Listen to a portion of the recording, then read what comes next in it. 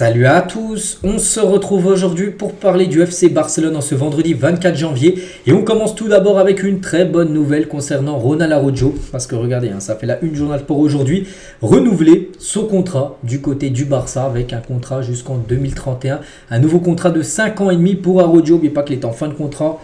Le 30 juin 2026, dans un an et demi, et du coup il vient de prolonger un longtemps, un gros contrat quand même pour Ronald Araujo, donc avec une augmentation bien sûr de salaire, donc voilà, parfait bien sûr, parce que beaucoup de supporters voulaient qu'il reste, et surtout il y a encore quelques jours, il est annoncé du côté de la Juventus Turin, il a même rencontré des dirigeants, enfin le clan Juventus pour une arrivée. Et du coup, maintenant, on pense, bien sûr, avec ce nouveau gros contrat, et il restera bien sûr du côté du FC Barcelone. Donc, parfait. Donc, voilà, quelques déclarations maintenant d'Araujo. Honnêtement, je suis très heureux de mon renouvellement. Dieu merci, c'est un sentiment formidable de pouvoir renouveler mon contrat avec le FC Barcelone pour de nombreuses années encore. Du bonheur, un grand bonheur. J'ai travaillé dur pour y parvenir et je pense que nous avons réussi. Et je suis très heureux. Donc évidemment le club me fait confiance aussi et c'est important. Cela signifie que je fais du bon travail parce que s'il aurait été nul, le Barça n'aurait jamais voulu le prolonger, bien évidemment. Donc c'est qu'il est bon, c'est pour ça qu'il prolonge. Et que le travail est productif et je suis très heureux. J'espère avoir de grandes années, plein de titres, c'est la chose la plus importante. Gagner et continuer à grandir en tant que joueur professionnel. Je sais à quel point je suis important pour cette équipe et je pense que je peux donner encore énormément.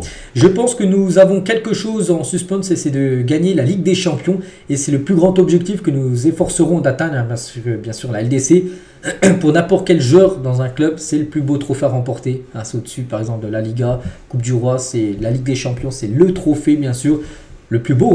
Donc il a dit voilà, c'est l'objectif, surtout là que le Barça ça fait 10 ans qu'ils n'ont pas remporté, c'est peut-être l'année.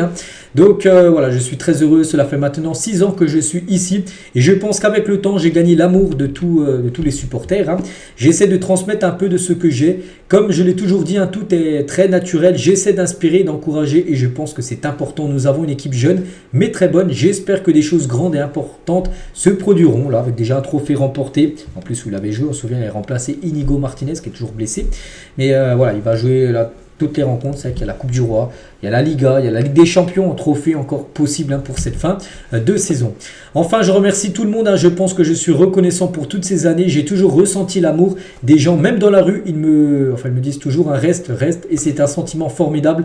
Depuis que je suis arrivé ici, il y a eu beaucoup d'amour, voilà, et toujours avec Ronald Araujo. Donc quand j'écoute aussi dans le stade on chante un Uruguayo, donc c'est quelque chose qui transmet de l'enthousiasme. Je suis heureux parce que je pense que le travail se passe bien et je vais le refléter aux gens. J'espère qu'il y aura encore beaucoup de joie à venir. Donc voilà, toutes les déclarations. Donc là surtout un mot qui sort c'est heureux, qu'il a souvent dit. Il est très heureux de prolonger du côté du FC Barcelone. Et du coup, nouveau contrat de 5 ans et demi. Du coup, son salaire augmente. Ça, c'est sûr. Et aussi, sa clause libératoire va bouger parce que quand tu prolonges un joueur, là, tu peux modifier la clause libératoire avec un nouveau contrat. Donc, la nouvelle clause libératoire d'Araujo n'a pas été révélée par le club. On ne sait pas encore. Bon, elle sera dévoilée là très prochainement. Bien sûr, ça va fuiter. Auparavant, elle était de 1 milliard d'euros, mais elle sera revue à la baisse. Pourquoi? Donc, en gros, ça veut dire à tout moment, le joueur pourra partir. S'il veut partir, par exemple, dans 1 ou 2 ans, s'il a une clause libératoire plus basse, peut-être elle sera peut-être à 50, 70 millions d'euros, et il partira bien sûr, parce que 1 milliard d'euros, on sait que c'est impossible qu'il parte. Donc voilà, sa clause sera descendue pour si le joueur a envie de partir, il partira à tout moment. Et toujours avec Araujo. Et du côté du Barça, si on fait le point, en tout c'est 154 matchs joués, donc 8 buts, 6 passes D, bon voilà, pas trop décisif parce qu'il est défenseur central, mais 4 trophées voilà, pour Araujo, donc voilà, on espère bien sûr qu'il retrouve son niveau qu'il avait il y a encore quelques temps, parce que là on sait que cette saison a été compliquée, il a été blessé, il a joué seulement les derniers matchs là, sinon il a été blessé quasiment pendant 6 mois, il a été blessé depuis juin dernier, lors de la Copa América. Et toujours avec Araujo, lors de cette annonce bien sûr de sa prolongation, il a aussi dévoilé son 11 type, enfin son 11 de légende du côté du Barça, avec Victor Valdés au but, Rafa Marquez, Piqué, Puyol en défense centrale, avec du Ronaldinho, Xavi, Sergio Busquets, Iniesta au milieu de terrain, et devant Henry, Luis Suarez et Léo Messi. Voilà, pour lui c'est le meilleur 11 de l'histoire du Barça. Et toujours avec Araujo, parce que ça a été une journée quand même incroyable, parce que Araujo aussi demandait à sa petite amie en mariage, le jour où il a renouvelé son contrat. Donc il a renouvelé, c'était hier. Donc hier, les gars, renouvellement de contrat. Et aussi, il a demandé sa copine, qui va devenir sa femme très prochainement, parce qu'il a demandé en mariage, elle a accepté. Donc voilà, que des bonnes nouvelles, on peut dire, pour Ronald Araujo. On continue avec d'autres infos. Donc Pedri, Gavi sont les prochains joueurs à renouveler leur contrat avec le Barça. Donc voilà, Araujo, maintenant c'est fait. Prochain objectif, un des deux, ça devrait être Pedri. Déjà Pedri, puis après Gavi prochainement. Mais voilà, l'objectif maintenant c'est de prolonger les deux avec des contrats également jusqu'en 2030-2031, un peu comme Araujo.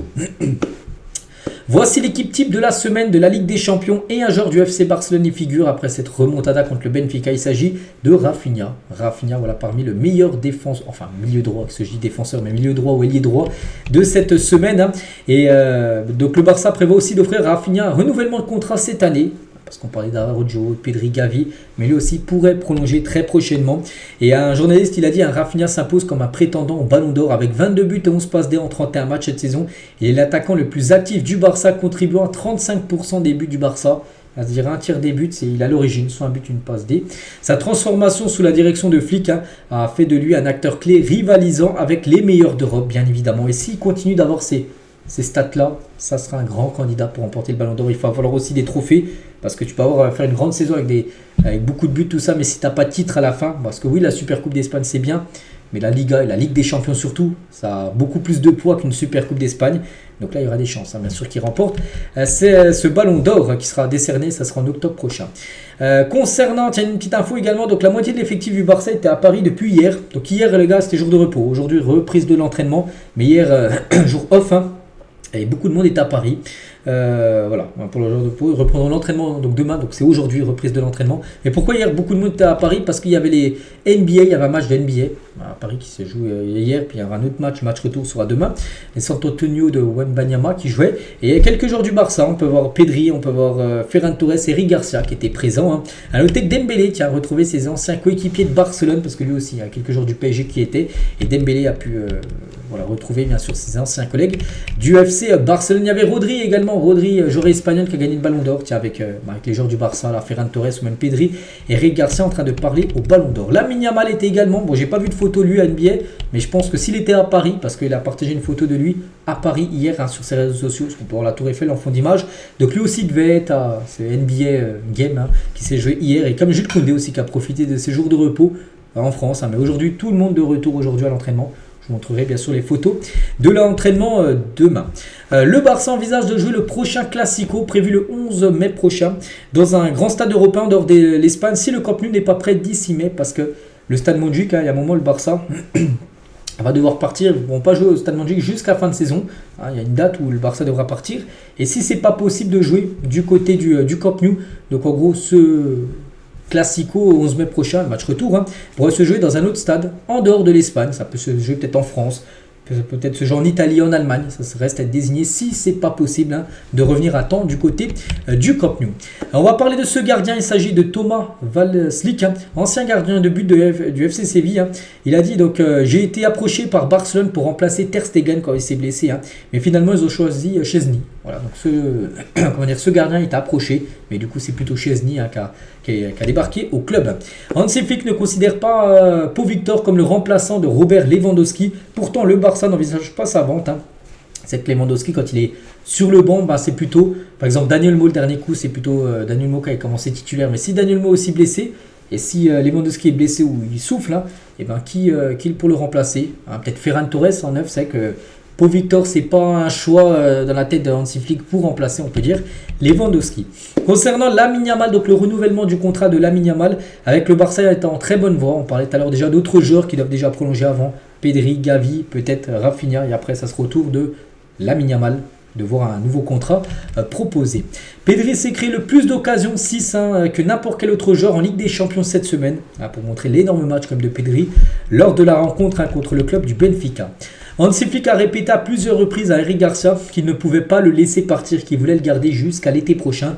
Le coach compte sur lui et a transmis sa confiance au joueur. Flick est très content de sa performance et de son attitude, même si peut-être le joueur a peut-être des envies de partir parce qu'il ne joue pas tout le temps du côté du club.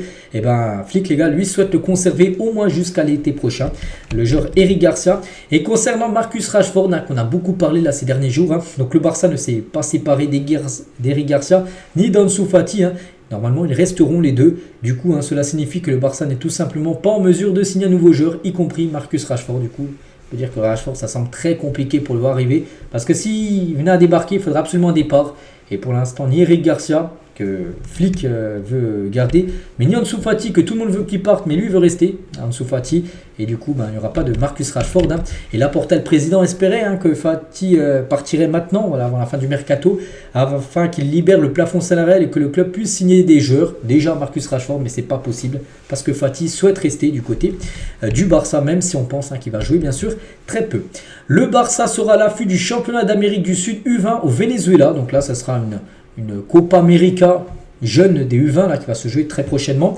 Lors de la dernière édition, la dernière Copa América U20, Victor Roque avait été repéré et recruté. Bon, même s'il est venu, après il n'a pas joué. Mais voilà, ils avaient déniché ce talent-là lors de cette Copa América U20, la dernière édition. Donc là, elle va commencer très prochainement. Donc là, il y aura des recruteurs du Barça qui vont suivre quelques rencontres, bien sûr, pour essayer de dénicher une pépite sud-américaine. Poku Barça est intouchable pour Hansi Flick. C'est un joueur en plus tout jeune. Il a fêté ses 18 ans il y a quelques jours et c'est un joueur intouchable bien sûr dans ce 11 de départ. Et on finit avec Rivaldo les gars qui fait une déclaration sur Rafinha. Il a dit Rafinha est en train de construire l'image d'un leader pour le Brésil et déjà capitaine au Barça, un joueur crucial avec de grandes performances. Sa confiance sera vitale pour le Brésil, en particulier lors bien sûr de la Coupe du Monde 2026 où ça sera peut-être lui le joueur star. Avant il y avait Neymar, il y aura peut-être Vini également, mais peut-être Rafinha sera le joueur star, on va dire, de la sélection brésilienne pour la Coupe du Monde l'année prochaine. Donc voilà les gars ce qu'il y a à dire aujourd'hui. J'espère que ça vous a plu. On se retrouve nous demain, bien sûr, demain samedi pour le prochain numéro. À demain.